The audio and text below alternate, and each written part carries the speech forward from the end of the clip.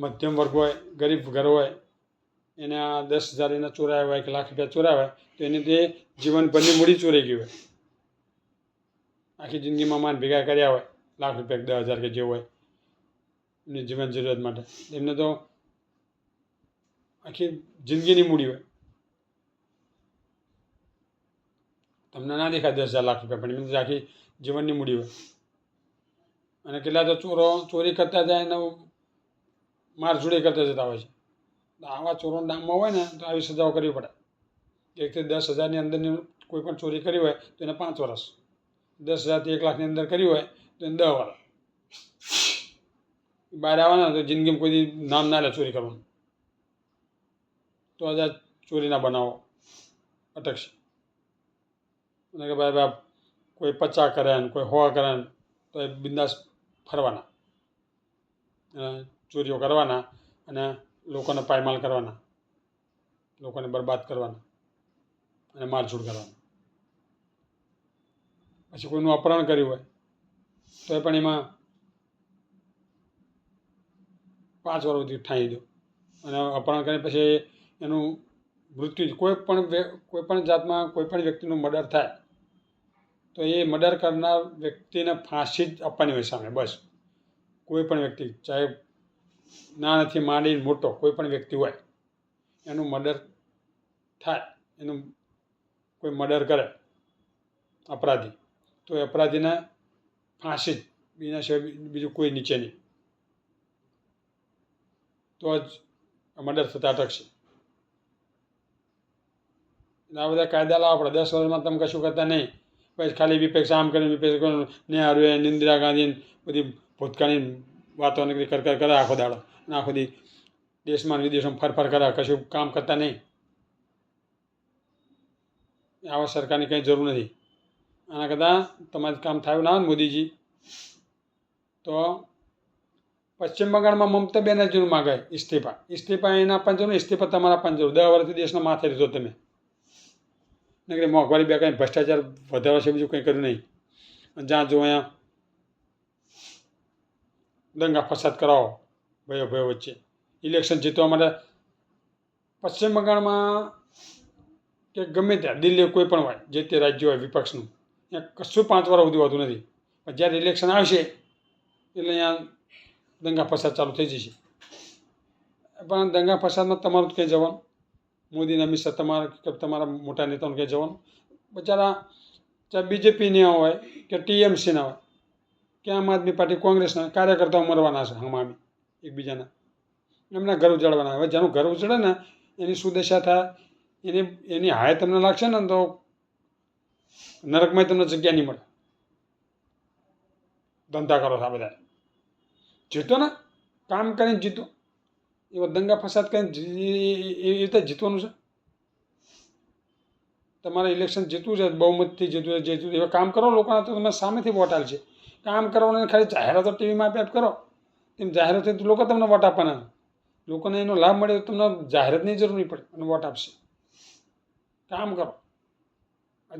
જેના જાહેરાતોમાં કરોડો રૂપિયા ખર્ચો છો ને, એટલે સરકારી સ્કૂલો બનાવો, સરકારી હોસ્પિટલો બનાવો.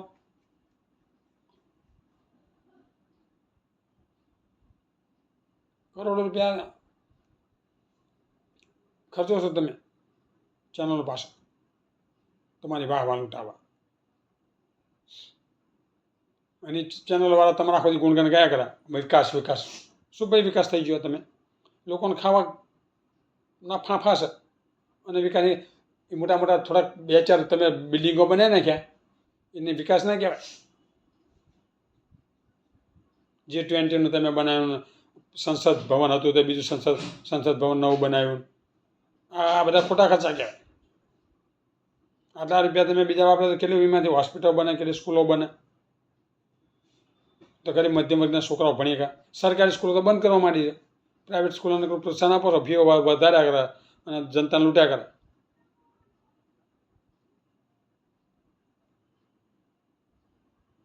કામ કરવું કશું છે ને, જે બીજી કોઈ સરકાર કામ કરતી હોય એને કામ કરવા દેવાની. ભાઈ દિલ્હીમાં પેલા કેજરીવાલ સ્કૂલોનું હોસ્પિટલનું સારું કામ કરે ને, અહીંયા રોડા નાખ કરે. પોતે કશું કરવું નહીં, બીજાને કરવા દેવાની. હવે અહીંયા દિલ્હીમાં તમે જે કંઈ કરો આમ આદમી પાર્ટીની સામે, તો એ આમ આદમી પાર્ટીનું કે બીજા કોઈ પણ રાજ્યમાં જે તે પાર્ટી એનું કંઈ નહીં જવાનું, જનતા હેરાન થતી હોય. હું તો તમને આ લોકસભામાં દિલ્હીની જે 7 સીટ મળી ને એ 1 સીટ તમે બીજેપી વાળા ના મળ્યું છે. પબ્લિક દિલ્હીને પબ્લિકે આપવાની જ નથી. એ પાણી માટે જનતાને તમે કેટલા હેરાન કર્યા છે. એમાં આમ આદમી પાર્ટીના એકેય નેતાને કોઈ તકલીફ પડી પાણી વગર? આમ આદમી પાર્ટીને તમે હેરાન કરવા માગો, એમને બદનામ કરવા માગે, આ બધું કરો છો કે જનતા ત્રાહીમામ થાય અને આમ આદમી પાર્ટી કંટાળી એમને બીજેપી વાળાને વોટ આપે. એમ તો એ નહીં હાલે કશું. જનતાને બધી ખબર છે કે આ બીજેપી વાળાને ધંધા છે પાણી રોકવાનું ને બધું. હિમાચલ પ્રદેશમાંથી પાણી આવે તો હરિયાણામાં તમે રોકી લો. તમે આમ આદમી પાર્ટી પર કહો કે એ વોટર સપ્લાય નહીં આમ કરતા ને તમે, અરે એ ના કરતો તમે કરી બતાવો. તમારા સાંસદ આવ્યા છે ને 7 સાંસદ, તમે શું કામ સાંસદ તમારા કામ કરતા નહીં? જનતાને શું કામ હેરાન કરો છો? આમ આદમી પાર્ટીના એક પણ નેતાને કંઈ હેરાનગતિ થવાની નથી. જનતા ગરીબને મધ્યમ વર્ગની જનતાને થશે. પૈસાવાળાને કેમ વાંધો નહીં? એ ગમે તે રૂપિયા ખર્ચીને પાણી મંગાવી એવું છે. લાઈનમાં ગરીબને મધ્યમ વર્ગની જનતાઓ લાઈનમાં ઊભી રહે અને પાણી માટે કેટલી મારઝૂડ થતી હોય, કલાકો સુધી પાણીની લાઈનમાં ઊભું રહેવું પડે. ઉદાહરણ તમને દિલ્હીની જનતાએ 7 સાંસદો આપ્યા, તો આમ આદમી પાર્ટી પર તમે કામ કરો ને, પણ તમે કરી બતાવો. પહેલાં અમે કરી બતાવી. આમ આદમી પાર્ટી ના કરતું હતું. તમને સાંસદો આપ્યા ને જનતાએ. કરવું નથી કશું. પેલો કરાય એને રોડા નાખને કરે આખો દી. દેશમાં સ્કૂલોનું, હોસ્પિટલનું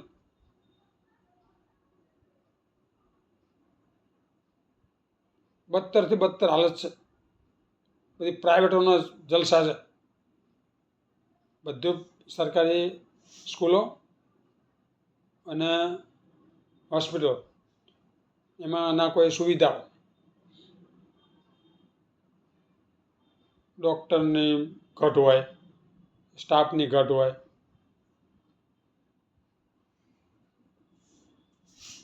મશીનોની ઘટ હોય, દવાઓની ઘટ હોય, બધી કંઈ ના કંઈ ઘટો હોય. સુવિધા પૂરી મળતી ન હોય સરકારી હોસ્પિટલમાં. એનો લાભ બધા પ્રાઇવેટ હોસ્પિટલો લઈ જાય અને લાખોની ફીઓ જનતા પાસે વસૂલે. સરકારી હોસ્પિટલમાં કંઈ મળતી જ ના હોય સુવિધા, પછી જનતાને પ્રાઇવેટમાં જવું જ પડે. એ તો સ્કૂલોમાં એવું છે. સરકારી સ્કૂલો બધી બંધ કરવા માંડ્યા. બધી પ્રાઇવેટો જે એને 1000 રૂપિયા ફી આપવી પોસાય નહીં એવી સ્કૂલો હતા 20,000 રૂપિયા ફી લે. કશું ભણાવવાનું નહીં, કશું નહીં. છોકરાઓને કશી ખબર જ પડતી ના હોય એવા ટીચરો હોય. મેથ્સ, સાયન્સ અને ઇંગ્લિશ આ 3 વિષયોમાં તો બધા છોકરાઓ એટલા નબળા જોવા મળે છે કે મેથ્સમાં તો 10 સુધીના ઘડિયાઓ આવડતા નથી હોતા ટેબલ. ઇંગ્લિશ મીડિયમમાં ભણતા 10 સુધીના ઘડિયા નહીં આવડતા હોતા. અને 20,000 રૂપિયા સામાન્યમાં સામાન્ય સ્કૂલ 20,000 રૂપિયા આજુબાજુ ફી લે. ગણિતના મેથ્સના 10 સુધીના ઘડિયા આવડતા નહીં હોતા, ટેબલ નહીં આવડતા હોતા. બીજું શું આવડે?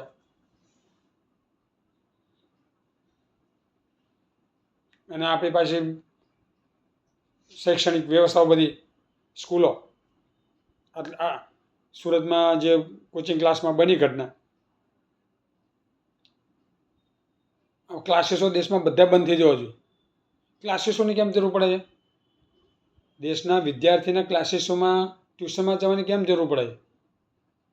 મોદી, અમિત શાહ તમે જતા ટ્યુશનના? તમે ટ્યુશન બંધાવ્યું હતું? તો તમે વડાપ્રધાન, મોદી વડાપ્રધાન બન્યા, તમે ગૃહમંત્રી બન્યા. એવા કેટલાય નેતાઓ, અબ્દુલ કલામ જેવા જે વૈજ્ઞાનિક થઈ ગયા, રાષ્ટ્રપતિ બની ગયા, એ સરકારી સ્કૂલમાં ભણેલા છે. બધા જે બન્યા તમે બધા મોટા મોટા નેતાઓ બન્યા, બધા સરકારી સ્કૂલમાં જ ભણેલા છે. તમે ટ્યુશનમાં જતા હતા? તો આ ટ્યુશન માટે જ્યાં એ ક્લાસીસના રાફડા ફાટ્યા છે એ બંધ કરો. ક્લાસીસમાં જવું જ ના પડે વિદ્યાર્થીને. એક પણ વિદ્યાર્થીને ટ્યુશનની જરૂર ના પડવી જોઈએ. એ પ્રમાણે સ્કૂલમાં શિક્ષણ મળવું જોઈએ. વિદેશોમાં જુઓ તો વિદેશોમાં જ્યાં ટ્યુશન કરાવવું પડે વિદ્યાર્થીને, કોઈ ક્લાસમાં જવું પડે વિદ્યાર્થીને. સ્કૂલમાં કોઈ શિક્ષકોના હરખા ઠેકાણા ના હોય, કોઈ ડિગ્રીવાળા શિક્ષકો ના હોય, એ શું વિદ્યાર્થીને ભણાવવાના? ડિગ્રી વગરના શિક્ષકો હોય અને પેલી ઘટ હોય, જ્યાં 10 શિક્ષક જોતા હોય અહીંયા એક શિક્ષક ભણાવતો હોય.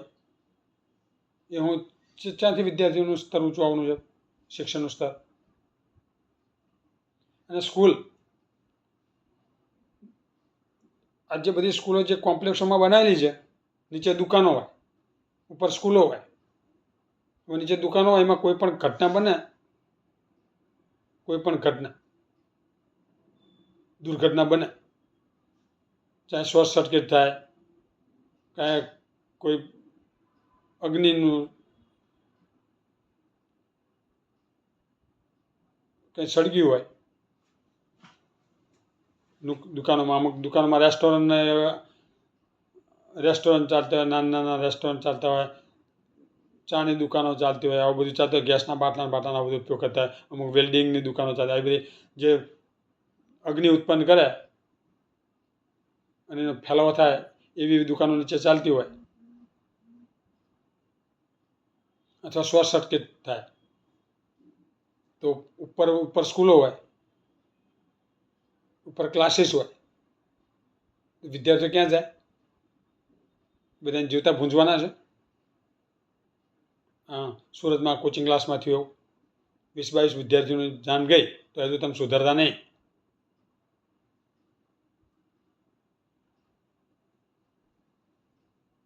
ક્લાસીસ ભોયરામાં ક્લાસીસ ચાલતા હોય.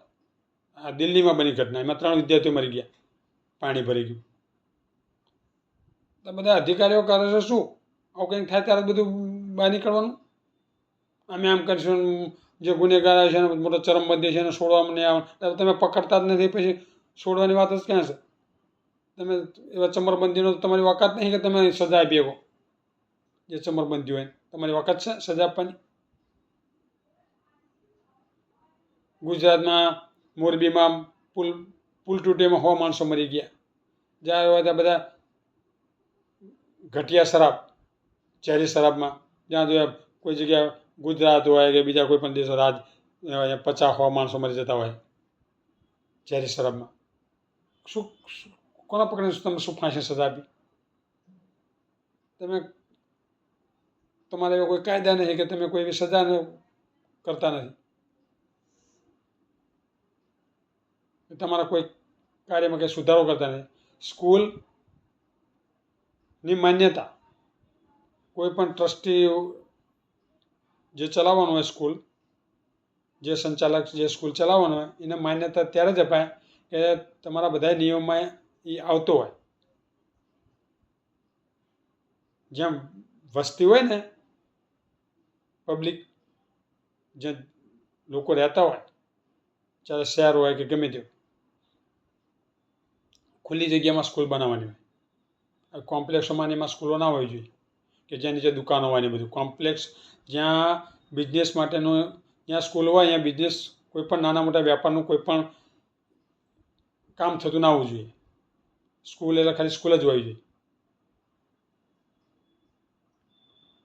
એ વખતે અમે કોમ્પ્લેક્સો બનાવવાનું, ઉપર સ્કૂલ ચાલતી હોય, નીચે દુકાનો બધી ચાલતી હોય, બીજું ધંધાર્થીઓ હોય. એ ધંધા તો બધા નાના મોટા બધી જાતના કરવાના. નીચે કોઈ રેસ્ટોરન્ટ ચલાવતા હોય ને કેટલા અગ્નિ ઉત્પન્ન થાય એવા નીચે કામો થતા હોય, એમાં ગમે ત્યારે આ દુર્ઘટના બને, ચાહે શોર્ટ સર્કિટ થાય કે કંઈક અગ્નિથી કંઈક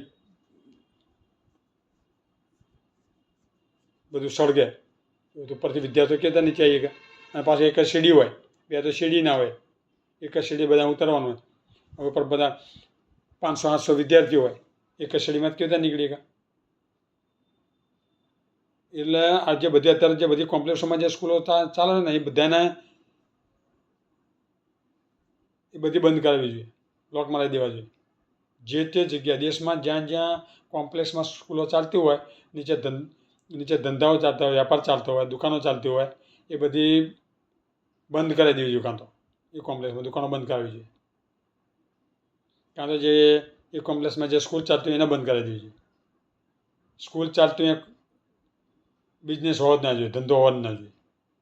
સ્કૂલ એટલે ખાલી સ્કૂલ જ હોય છે, ઓનલી સ્કૂલ. સ્કૂલ એક ખુલ્લા મેદાનમાં હોવી જોઈએ. અને સ્કૂલમાં વિદ્યાર્થીઓ પ્રમાણે સ્ટાફ હોવો જોઈએ, શિક્ષકો, પટ્ટાવાળા. સરકારી સ્કૂલમાં તો સ્કૂલની સફાઈ કરવા માટે વિદ્યાર્થીઓને કામે લગાડતા હોય. નાના નાના બિચારા વિદ્યાર્થીઓ સફાઈ કરતા હોય, કચરો વાળતા હોય ને આવા બધા કામ કરતા હોય. ભણવા આવશ્યક સફાઈ કરવા? સરકારી સ્કૂલોમાં તો આવા કામો કરાવતા હોય, વિદ્યાર્થીઓ પાસે સફાઈ કરાવતા હોય. એ શું ભાઈ વિદ્યાર્થી ભાઈ ભણવાના ભાઈ? તમે અડધો કલાક તો એમના એમાં જ પસાર કરાવો. અડધો કલાક વધારે ભણાવવાનું તો વાત એક બાજુ ગઈ. એટલે સ્કૂલમાં ખુલ્લી જગ્યામાં એનું સ્ટ્રક્ચર હોવું જોઈએ. બિલ્ડિંગ ઊભી થયેલી હોવી જોઈએ. અને કોઈ પણ બિલ્ડિંગ જર્જરિત થાય તેનું તરત સમારકામ થવું જોઈએ. કેટલી સ્કૂલોમાં ઉપરથી પોડા પડતા હોય, નીચે વિદ્યાર્થીઓ બેઠા હોય, પાણી ટપકતું હોય. એ બધી સરકારી સ્કૂલો હોય. અને વાતો કરે છે મોટી વિશ્વગુરુની. પેલા પોપડા તો પેલા સ્કૂલોના હમા કરો. નીચે વિદ્યાર્થીઓ બેઠા પાણી પીતા હોય, ચોમાસામાં પાણી ટપકતું હોય, વિદ્યાર્થીઓ પીતા પાણી પીને ના જવું પડે બહાર. આવી તો તમારી સ્કૂલો હોય.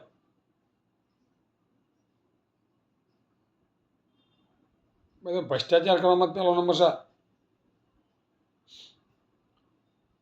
એટલે પૂરતો સ્ટાફ હોવો જોઈએ. ખુલ્લી જગ્યામાં સ્કૂલ હોવી જોઈએ. નીચે કોઈ દુકાનો કે એવા કોઈ કોમ્પ્લેક્સમાં સ્કૂલો હોવી ના જોઈએ. ખાલી ઓનલી સ્કૂલ એ સ્કૂલ. મેદાન હોવું જોઈએ છોકરાઓ રમવા માટે. પછી ડિગ્રીધારી શિક્ષકો હોવા જોઈએ, પટ્ટાવાળા હોવા જોઈએ. આવી બધી સુવિધાઓ જે તમે નક્કી કર્યું હોય શૈક્ષણિક વિભાગે એ પ્રમાણે સુવિધા હોય તો જ એને માન્યતા આપવી જોઈએ. આ બધી અત્યારે જે કોમ્પ્લેક્સોમાં જે સ્કૂલો અને ક્લાસીસ ચાલે બધા બંધ કરાવો ને. હજુ જેમ સુરતમાં બન્યું ને એ ગમે ત્યારે બનશે. ઘટના તો ગમે ત્યારે બને, એનું કોઈ નક્કી ખરું? એટલે ઘટના બન્યા પછી 25-50 માણસ મરી જાય, વિદ્યાર્થીઓની આહુતિ તમે લ્યો પછી જ કામ કરવાનું. પછી વાતો કરશે મોટી કોઈ મોટા ચમરબંધી હોય નહીં છોડવામાં આવવાનું, આમ કરશે ને તેમ કરશે. કશું કોઈ કરતું નથી. ચમરબંધી હોય તમારે ઓકાત જ નહીં તમે કાર્યવાહી કરી હોય. એ ત્યાં હોસ્પિટલો સારી બનાવો. હોસ્પિટલમાં નહીં સ્ટાફ હતો, નહીં ડૉક્ટરો હતા, નહીં દવાઓ હતી, નથી મશીનો હતા. એ પ્રાઇવેટની હોસ્પિટલવાળા ચેતવે લોકોને, મન ફાવે એટલી ફીઓ વસૂલતા હોય. એટલે કામ કરો, કામ કશું કરવું નથી ને ખાલી નકરું વિપક્ષની પર ઢોર કરવું છે. 10 વર્ષમાં તમે શું ઊંધું વાળ્યું દેશનું? ખાલી 2-5 બિલ્ડિંગો બનાવી દીધી એને વિકાસ ના કહેવાય.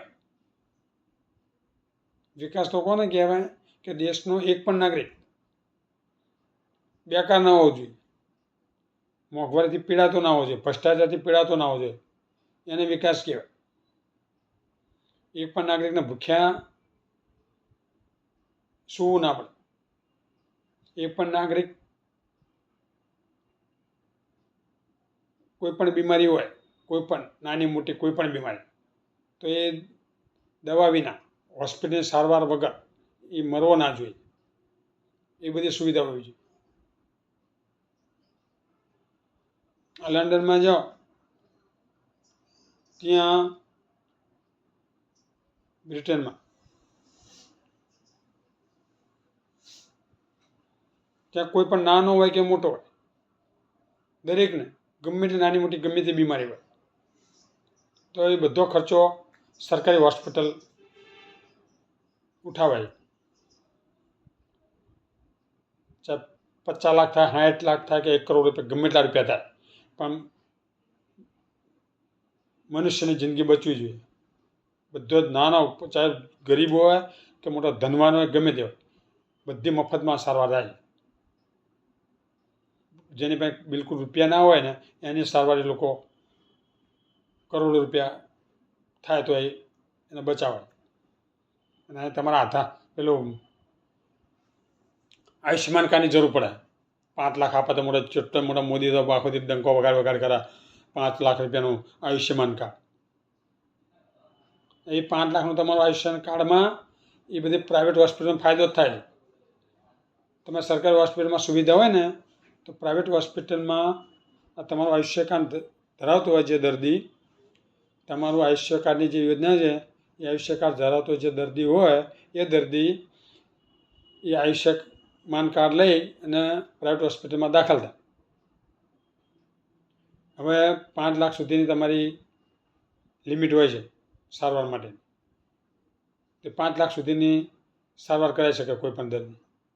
તો જે પ્રાઇવેટમાં 5 લાખની સારવાર કરે તો તમે એ જ બધી સુવિધા તમારી સરકારી હોસ્પિટલમાં તમે રાખો અને એ દર્દીની તમે સારવાર કરો ને તો તમને 1,00,000-1.5 લાખમાં પડે. તો 3.5 લાખ બીજા વધારાનો પ્રાઇવેટ હોસ્પિટલવાળો લઈ જાય. તો તમે આ યોજના છે ને એ પ્રાઇવેટ હોસ્પિટલવાળાને લાભ કરવા માટેની યોજના છે. આયુષ્યમાન કાર્ડ ધરાવતો દર્દી પ્રાઇવેટમાં 5 લાખની જે ટ્રીટમેન્ટ કરાવે, 5 લાખની સારવાર કરાવે, એ તમારી સરકારી હોસ્પિટલમાં જો તમારી પાસે બધા સાધનો હોય, ડૉક્ટરો હોય, સ્ટાફ હોય, બધું હોય અને તમે સારવાર કરો તો તમારે ₹1,00,000 ના થાય. કારણ કે પ્રાઇવેટ હોસ્પિટલોમાં ડૉક્ટરની ફી વધારે હોય. પછી તમારે રહેવા માટેનો જે કમરો આપે, તમને રૂમ આપે, એના ભાડા મોંઘા હોય. એમની ટ્રીટમેન્ટ બધી મોંઘી હોય. ડૉક્ટરની ફી મોંઘી હોય, દવાઓ મોંઘી હોય, રૂમના ભાડા મોંઘા હોય, બધું મોંઘું હોય. એટલે જે આયુષ્યમાન કાર્ડ ધરાવતો જે દર્દી પ્રાઇવેટમાં 5 લાખની સારવાર લે એ દર્દી તમે સરકારી હોસ્પિટલમાં બધું તમે સુવિધા હોય, સ્ટાફ હોય, દવા હોય, બધું હોય, મશીનો હોય, તો તમે ₹1,00,000 પતી જાય. તો ₹4,00,000 તમે પ્રાઇવેટ હોસ્પિટલનો ફાયદો કરાવો. કારણ કે પ્રાઇવેટ હોસ્પિટલવાળા પછી તમને જીતવા માટે ફંડ આપે ને, મોટી મોટી હોસ્પિટલો ચૂંટણી માટે તમારે લડવા માટે પૈસા જોઈએ ને, તો તમે ક્યાંથી પાછું ફંડ બધું ભેગું કરો? એ બધું આવી બધી તમે લાભ કરાવો તો તમને આપે ને, કે એમનું કોઈ આપે નહીં. તમે પ્રાઇવેટ હોસ્પિટલમાં આવો બધો લાભ કરાવ્યો હોય, એક દર્દીએ ₹4 લાખ રૂપિયાનો, કરોડો રૂપિયા એ કમાયા હોય હોસ્પિટલવાળા, તો એ પછી તમે એમને તમારી ચૂંટણી માટે તમારે એમની પાસે માંગવા થાય ને. એટલા માટે આ બધી યોજનાઓ હોય. તમારી ચૂંટણીમાં પછી આવી મોટી મોટી હોસ્પિટલમાંથી ફંડ ઉઘરાવો ચૂંટણી લડવા માટે. તો ચૂંટણીમાં ખાસા શું જખમારવા કરો છો, આટલા બધા કામ કરો ને તો તમારા મોટા મોટા ડોમ બનાવવાની, ભાષણબાજીઓ કરવાની કોઈ આટલી બધી જરૂર નહીં પડે.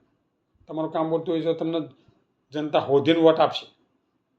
આમ કશું કરવું નહીં, ખાલી નકરી ટીવી પર જાહેરાત આપવાથી કંઈ ના મળે.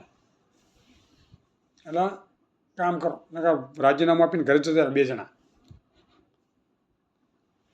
હિન્દુસ્તાનમાં ભાઈઓની વચ્ચે ઝઘડા ના કરાવશો, ભાગલા પાડવાનો રાજકારણની રીતિ ના અપનાવશો. દેશ આમાં જ પાછળ ધકેલાય છે. જ્યાં હોય દંગા ફસાદ કરાવવા, ઇલેક્શન આવે એટલે જાઓ મોદીજી અયોધ્યામાં. ઇલેક્શન આવે તો મંદિરો જે તે રાજ્યમાં ઇલેક્શન આવવાનું હોય ત્યારે મોદીજી નીકળી પડશે મંદિરો ફરવા. ક્યાંય ગુફામાં જઈને બેસી જશે.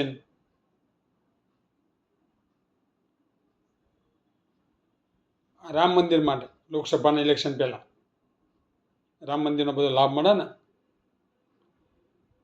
મોટા મોટા 4 મઠાધીશો એમને ના પાડી કે અધૂરા મંદિરમાં પ્રતિષ્ઠા ના થાય તો એ મોદી માન્યા નહીં. એમને લોકસભામાં એનો લાભ મળે ને રામ મંદિરનો, બધા હિન્દુઓ વોટ આપે ને એટલા માટે. એટલે 1 મહિનાની વાર હતી ઇલેક્શનની, 1-2 મહિનાની. એ પહેલાં બધું મંદિર ફટાફટ ઊભું થઈ જાય, બધું વિકાસ દેખાય જનતાને, અને હિન્દુની ધાર્મિક ભાવનાને લઈને એનો લાભ મળે, હિન્દુની ધાર્મિક ભાવનાનો લઈને. હવે ભગવાનની સાથે ચીટિંગ કરવા જાય મોદીજી. અત્યારે રામ મંદિરમાં પાણી ટપકા, હજુ હમણાં જ બને તો.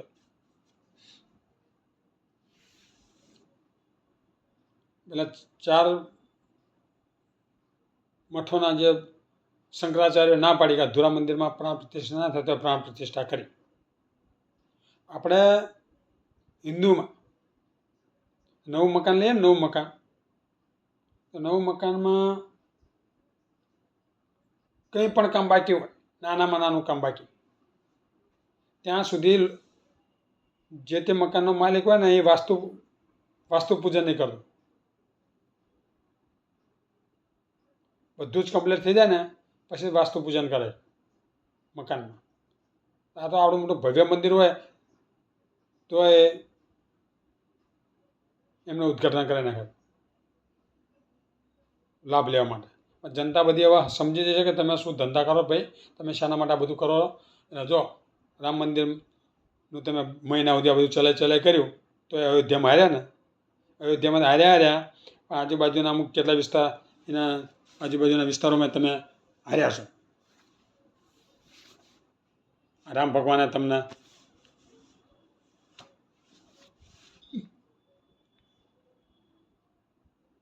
સબક શીખવાડી તો તમે મારી સાથે ચીટિંગ કરવા આવો છો.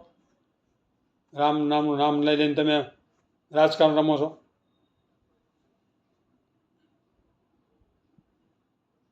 જાઓ મોદીજી, રામ ભગવાન બોલાવો છે.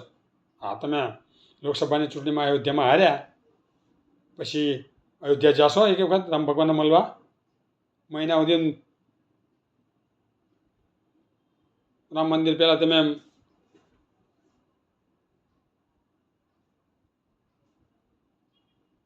બહુ પેલું ચલાવ્યું ચેનલો ઉપર ને બધી, તમે કેટલી વખત ત્યાં જ્યાં એ તમારું દેખાડ્યું રામ ભગવાનને દંડવત પ્રણામ કરવા માટે.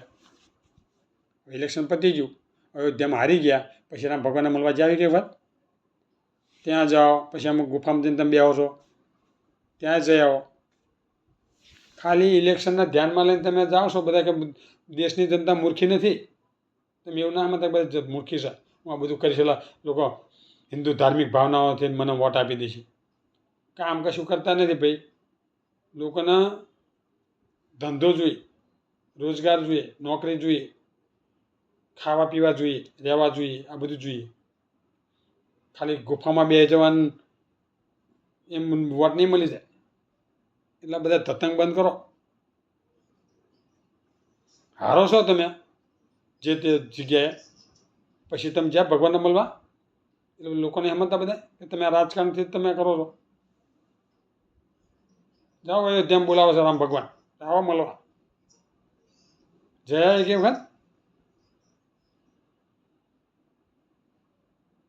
જ્યાં જ્યાં મંદિરોમાં તમે જતા હશો પછી હારો પછી જાઓ છો, પછી હારે પછી ભગવાનને મળવા. ભગવાને એવો ચીટરોને ઓળખી જાય પહેલાંથી કે આ ચીટર છે. કોઈ પણ ચીટર જાય દંભી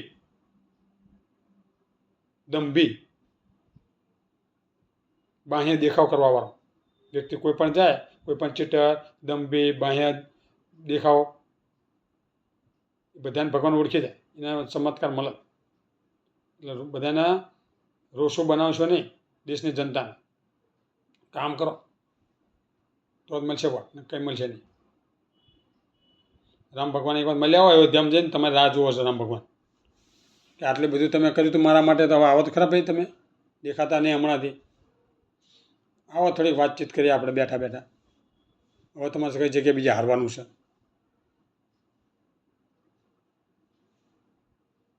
અને ભાઈ વાતો કરો બધી વિકાસ વિકાસ વિકાસ.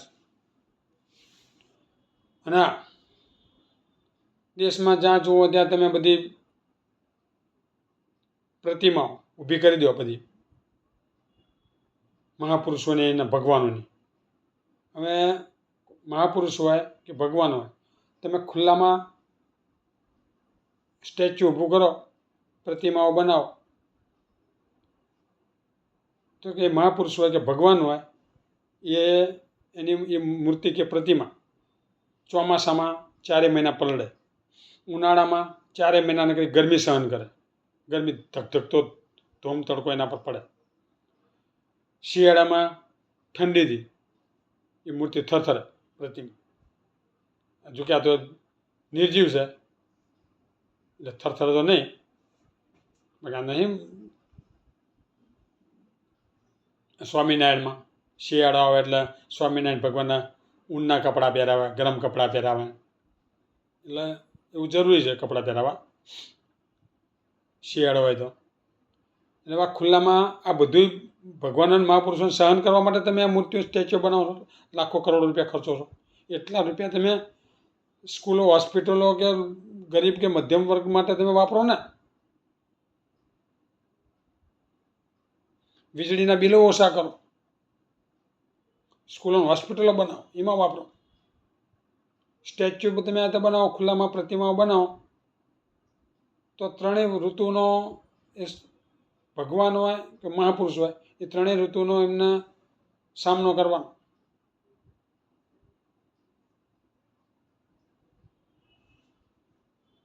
એ વેઠવાનું, ગરમી વેઠવાની, તડકો,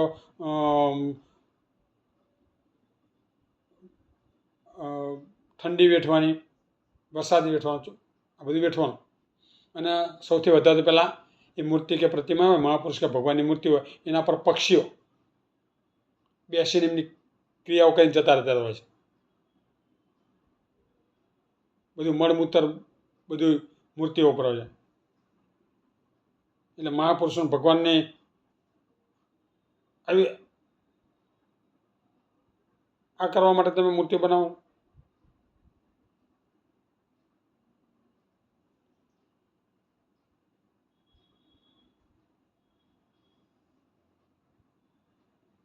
મહાન વ્યક્તિઓ હોય, ભગવાન હોય,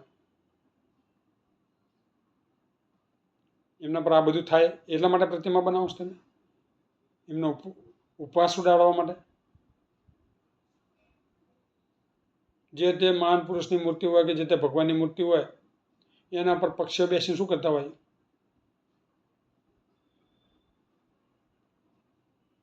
જે તે મૂર્તિ કેવી હોય તમે જોજો, એટલી ખરાબ કરી નાખેલી હોય મૂર્તિ હોય ઉપર મળમૂત્ર કરી. કોઈ પણ ભગવાન કે કોઈ પણ મહાન પુરુષ હોય એને આવી રીતે એનું સન્માન થાય, એને માન સન્માન મળે, એની કીર્તિ વધે. એટલે એ બધા રૂપિયા આમાં વાપરો. સ્કૂલોમાં, હોસ્પિટલોમાં વીજળીના લાઇટ બિલો થોડા ઓછા કરો, ગરીબ મધ્યમ વર્ગને લાભ થાય એવા બધા વાપરો. હા, બનાવવું હોય તો મહાપુરુષોના નામે મોટી સ્કૂલો બનાવો, મોટી હોસ્પિટલો બનાવો, ભગવાનના નામે બનાવો સ્કૂલો, હોસ્પિટલો. ગરીબને મધ્યમ વર્ગના ઉપયોગમાં આવે એવામાં ખર્ચા કરો. કોઈ જે વસ્તુ ઉપયોગમાં ના આવે એવામાં રૂપિયા ખર્ચીને શું કામનું?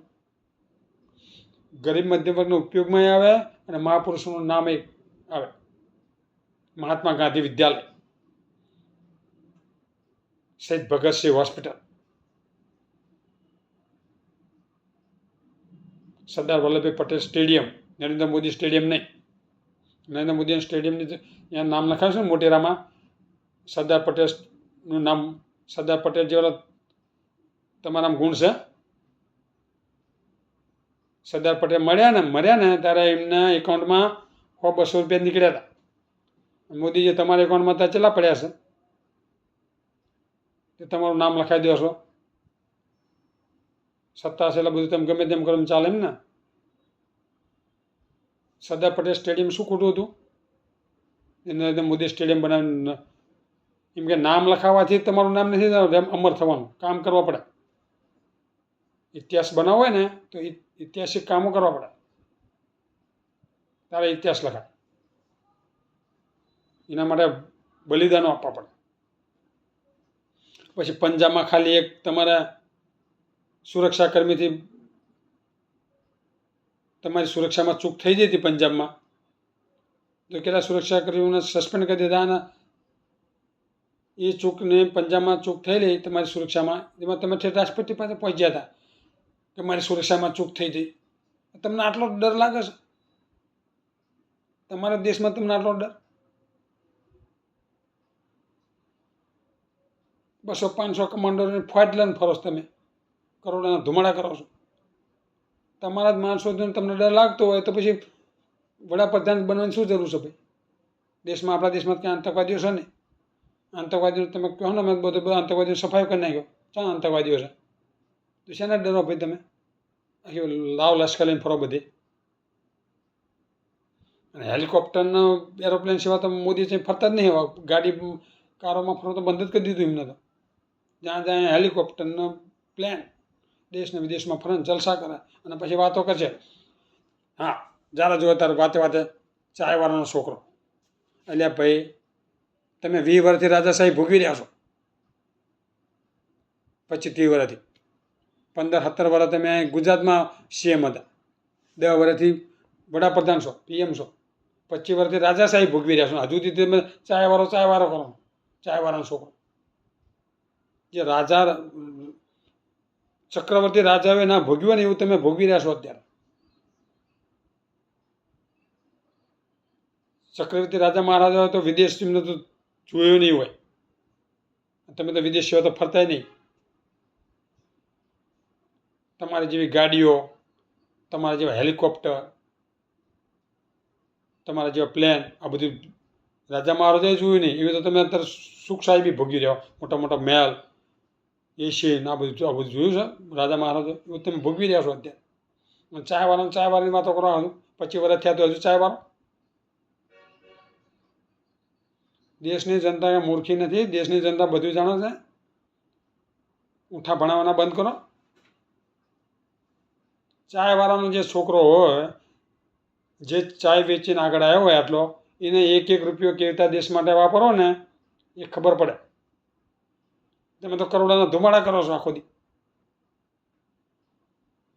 તમારે પ્રચાર કરવાનો હોય એમાં તો તમે તો મોટા મોટા ડોમ બાંધશો કે એટલે ભાઈ ભાષણ કરવું છે એમાં ડોમ બાંધવાની ક્યાં જરૂર છે?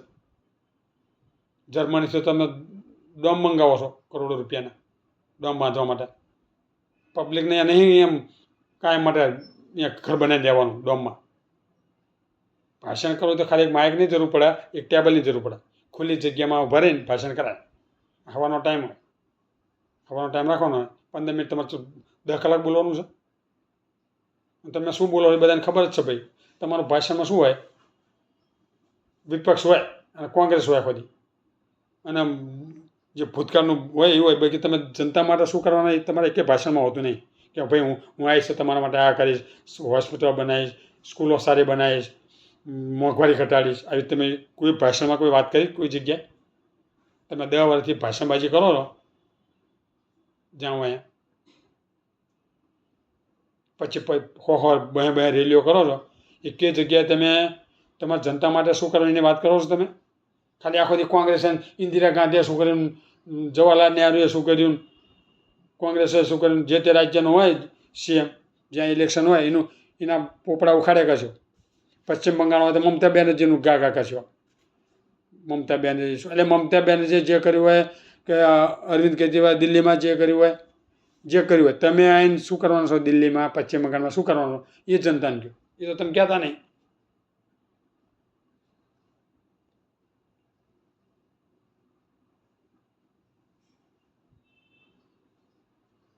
અને કીધું હોય પછી તો કરતાય નથી. તમે વડાપ્રધાન બનાવો તો 2014માં ઇલેક્શનમાં બન્યા. તમે કહેતા હતા વિદેશથી કાળું ધન આવશે, સ્વિસ બેન્કોમાંથી કાળું ધન આવશે. દરેક લોકોના એકાઉન્ટમાં 15 લાખ રૂપિયા આવશે. હજુ સુધી કોઈના એકાઉન્ટમાં આવ્યા નહીં 15 લાખ રૂપિયા. પોતાના તો તમે 15 લાખની જગ્યાએ મોંઘવારી વધારે લોકોએ બીજા નાની મોટી કે જે મૂડી કરી હોય એમના એકાઉન્ટ ખાલી કર્યા. 2-3 લાખ રૂપિયા તમે ઠોકી ગયા બધાના એકાઉન્ટમાં.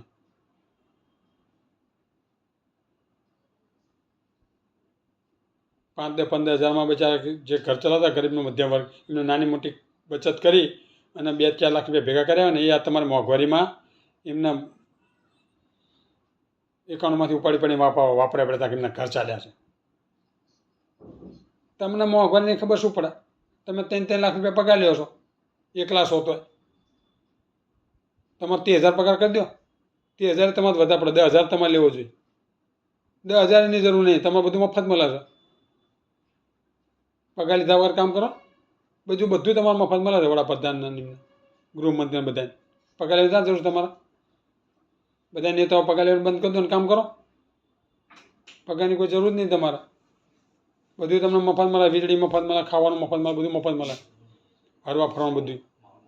તો પગાર ચમ 3 લાખ રૂપિયા લેવો છો? અને જનતા બજાર 5,000 15,000માં પગારમાં પૂરું કરતી હોય, એમને આવી મોંઘવારી જીવન જીવવાનું. અને પાછા કે હું દેશની સેવા કરવા આવ્યો છું. દેશની સેવા સારી કરો તમે. રાજાશાહી રહ્યો છો તમે, રાજાશાહી ભોગવો છો. હેલિકોપ્ટર વિમાન સેવા ફરતા નહીં. દિવસમાં 50 વખત તો કપડાં બદલતા છો તમે.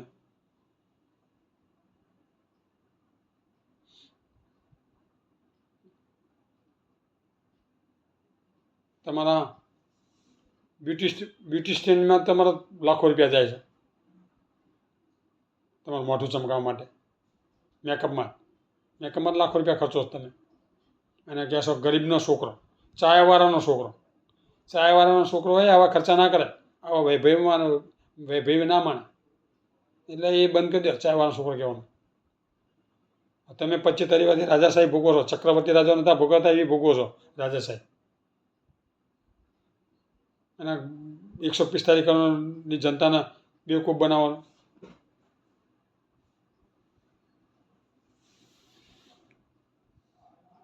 પોતાની સરકારની બધી નબળાઈ, કોઈ કંઈ કામ કરવાનું નહીં. પોતાની સરકારની બધી કમજોરી બધી વિપક્ષ ઉપર ઢોળવાની. પોતે કંઈ કામ કરવાનું નહીં, બધું વિપક્ષ પર ઢોળી દેવાનું. અને ચેનલોમાં આજ તક નહીં, બધી આજ તક છે, ન્યૂઝ 18 છે, ચેનલોવાળા સત્તા પર બધી ડિબેટો લઈને આવી છે. ઘડીએ વળીએ દરરોજ ડિબેટ આજ તકમાં ને ન્યૂઝ 18માં, ભારત વર્ષમાં, TV9 ભારત વર્ષમાં બધા સાંજે ડિબેટો આવતી હોય છે. એમની ડિબેટોમાં ચેનલોવાળા એમના જે એન્કરો હોય, સત્તા પક્ષનો કોઈ જ એમની ડિબેટ હોતી નહીં. મોંઘવારી, બેકારી, ભ્રષ્ટાચારી કે ગરીબ મધ્યમ વર્ગ માટે સરકારે શું કર્યું કોઈ ડિબેટ હોતી નહીં. બસ વિપક્ષની જ હોય બધી. વિપક્ષવાળો કંઈક બોલી ગયો હોય તો એના પર ડિબેટ આવી જાય. મમતા બેનર્જી કંઈક બોલ્યા હોય તો એના પર ડિબેટ આવી જાય. વિપક્ષના રાજ્યમાં કંઈક થયું હોય તો એના પર ડિબેટ આવી જાય. પણ સત્તા પક્ષમાં બીજેપીના રાજ્યોમાં કંઈ પણ થયું હોય તો એની કોઈ ડિબેટ આવવાની. અને ડિબેટમાં સત્તા પક્ષને નહીં પૂછાય એન્કર. પેલો ગૌરવ ભાટિયા એ આવી જાય છે, બીજેપીના પ્રવક્તાઓ. એ ગૌરવ ભાટિયા છે, પછી પ્રેમ શુક્લા છે, આ બધા એમના જે પ્રવક્તાઓ છે, એમના એકેય એન્કરો એ બોલતા હોય ત્યારે વચ્ચે કશું